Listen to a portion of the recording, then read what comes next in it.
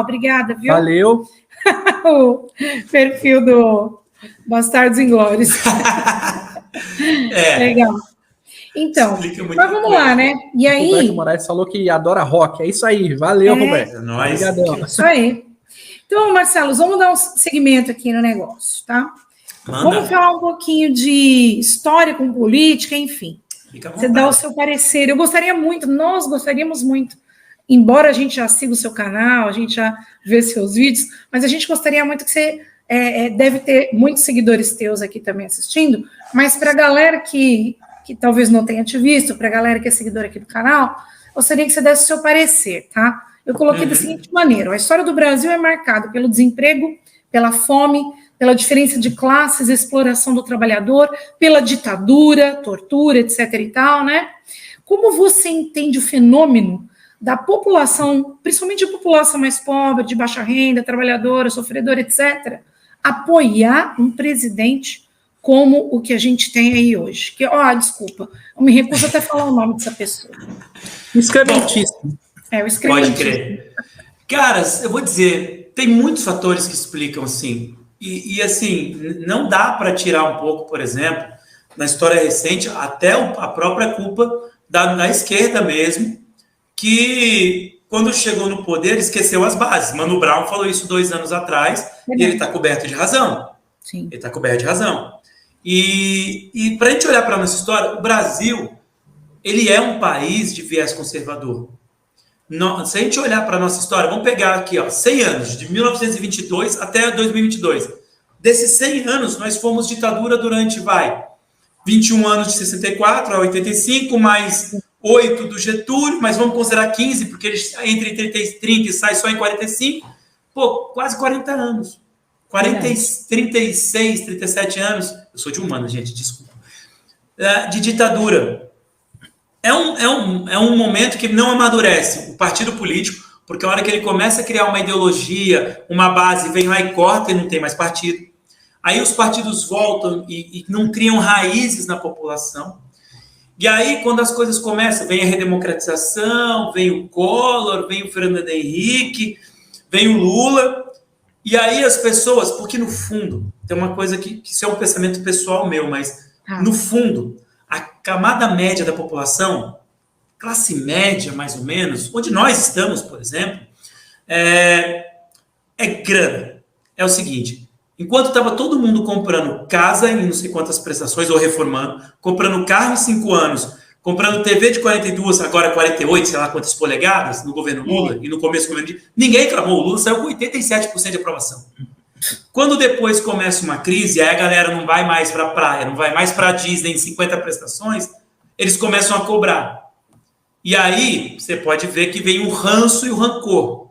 Soma isso a um desejo latente de uma população. Vamos lembrar, vou pegar um exemplo bem clássico, tá?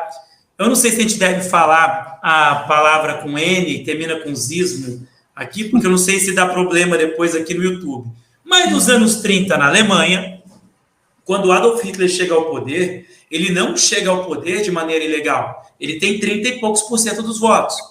Em média, esses partidos mais ultra têm 30 e poucos por cento dos votos. Se você olhar quanto serão os votos do Jair esse ano, serão 30 e tantos por cento dos votos. Eu falei isso lá atrás. Falei lá atrás. E até brinquei outro dia assim, eu falei, esse domingo tá com cara de 53 a 36. Não sei se eu vou acertar, tomara que sim. Mas 30 e poucos por cento dos votos. Só que vamos pegar a eleição de 18. A eleição de 18 teve mais de 20% de abstenção. Vinha de um momento extremamente em que a mídia passou de 2013 a 2018 demonizando o PT enquanto partido político. E eu não estou defendendo o PT cometeu erros e etc. Mas tivemos a Lava Jato, que se provou uma tragédia para o Brasil. Uma tragédia econômica para o Brasil, vamos lembrar isso. Né? O seu juiz Sérgio Moro lá, que destruiu empregos. Só vou dar um número para vocês entenderem. A Odebrecht, se eu não me engano, tinha 180 mil funcionários. Hoje ela não deve ter 20. Caracas! Para onde essa galera foi? Para os 10 milhões de desempregados que a gente tem hoje. Então, Essa galera, eles vão criando um ranço de ressentimento. Aí vem o fenômeno rede social, que ninguém sabia lidar. De repente, está chegando no seu WhatsApp vídeo com som, com voz e com imagem de pessoas que você confia falando impropérios, e aí você soma a TV batendo, esse novo fenômeno, pessoas que estão economicamente sofrendo. Vem, aparece o quê? Um salvador. Sempre tem um salvador da pátria. Mussolini na Itália, Hitler na Alemanha, o discurso é igual. Eu fiz uma palestra em 2018. E, sim, é óbvio que eu não podia ficar falando explicitamente de política, assim, de voto e tal. Aí, no final, eu falei, vou fazer uma graça aqui. Eu comecei a descrever o Jair, assim, pá. E no final, eu perguntei de quem eu tô falando. Aí, todo mundo falando baixinho, é o Jair Bolsonaro. Só que na hora que eu apertei o botãozinho que atrás apareceu a imagem, era o Jânio Quadros, porque o discurso é igualzinho. É anticorrupção, derrubar tudo que está aí, comunismo para cá e para lá, moral e bom costume, é igualzinho sem tirar nem pôr. Então, a história, de 30 em 30 anos, se você olhar a nossa história, repete uma tragédia. Jânio Quadros em 60, Collor em 90, com o mesmo discurso. E agora a gente aqui nesse momento. Então, quer dizer, essa fanatização, ela vem muito bem construída. E aí ela pega de pessoas que não são más, as pessoas que são só ignorantes no sentido de não conhecer, não no sentido de xingá-los, mas de não conhecer as coisas como elas são, não ter acesso, ou não saber lidar com a informação e tal. Tem os mau caráter, que eu chamo de o povo que saiu do bueiro.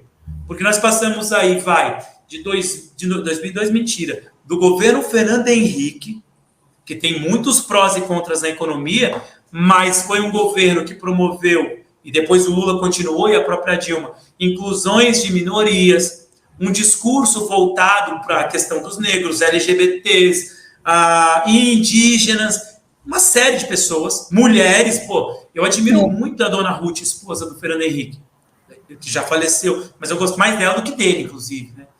Daí, o que acontece? Essa galera que não tinha voz, eu, por exemplo, trabalhei sempre em colégios que são caros, né? Vocês são de São José, vocês conhecem a Rede Ângulo, eu trabalhei nesses colégios assim, trabalho, inclusive. E eu falo para um pessoal mais privilegiado economicamente, eu tentei dar aula no Estado, não consegui, passei no concurso, não consegui. Não consegui fazer o meu melhor, e para fazer mal feito eu prefiro não estar lá. E aí o que aconteceu? Nesse cenário, assim, começa a ser gestado rancor. Sim. Então você tem vários públicos. Essa galera eu costumo chamar de a galera que saiu do bueiro. O que é a galera que saiu do bueiro? São aqueles caras que sempre foram machistas, misóginos, racistas, homofóbicos, mas não tinham coragem e não podiam mais falar. Porque os negros, os gays, as mulheres não baixavam mais a cabeça. Então, quando vem esse momento de 2016, 17 para cá, essa galera emergiu. E aí você vê aparecer aí os Weintraub da vida, os Salles da vida, esses caras que saem do bueiro e chegam, porque no fundo, todo extremista é um covarde e é um medíocre. Vou dizer um exemplo, Himmler, na Alemanha do Hitler. Hitler é um Zé Ruela, e vai virar o cara que vai administrar campo de concentração. Mas antes disso, ele era um bosta. Hitler era um bosta. Hitler, o pessoal ria da cara dele. E foram levando na brincadeira, só que você não pode levar esse tipo de gente na brincadeira. Não, é perigoso demais. Então a gente tem que olhar e aprender com a história. Então é isso, na minha modesta opinião, que leva as pessoas a esse fanatismo. E escuto mais, não vai acabar no dia 1º de janeiro, não vai acabar se o Bolsonaro perder no domingo agora. Isso vai se estender, o bolsonarismo, ou podemos dar qualquer outro nome para isso, vai se estender por pelo menos entre 5 e 10 anos. Entre 5 e 10 anos, ele vai continuar existindo. E ainda tem os filhos, hein? E todos eleitos, né? Eu estava olhando ontem uma pesquisa que saiu no sindicato, eu não lembro agora o nome, e foi até o Helder Maldonado que postou, que falou. E aí, quais seriam os candidatos? O primeiro da chapa do PL lá é o Eduardo Bolsonaro. O Eduardo Bolsonaro, entendeu? O irmão dele é senador, mas o Renanzinho não é nada, né? O Carluxo não tem imunidade, ele é só um vereador. E papai Jair, a partir de 1º de janeiro, não tem mais imunidade. todos poderão ser processados. Então, a gente fica na expectativa do que vai acontecer nesse Brasil. Sim. Mas não, aquele papo que falou semana passada, eu não sei se vocês viram. Ô, gente, se eu estiver falando demais, por favor. Não, por favor. Nós queremos que Tô super interessante. Pode falar tudo.